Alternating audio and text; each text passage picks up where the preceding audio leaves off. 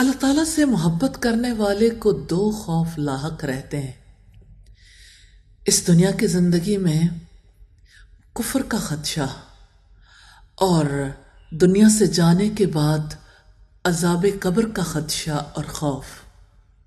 اور اس کے بیچ میں جو چیز ایک مومن کو چاہیے وہ کشادہ رزق ہے، کیونکہ فقر ایسی چیز ہے جو کفر تک پہنچا سکتا ہے۔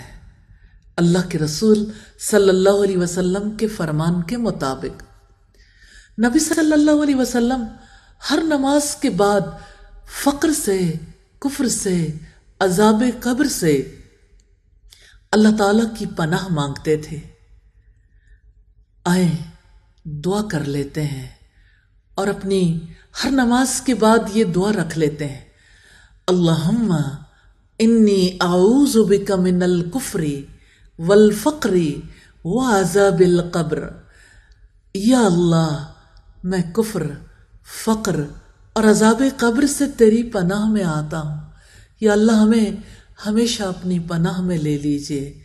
آمین ثم آمین۔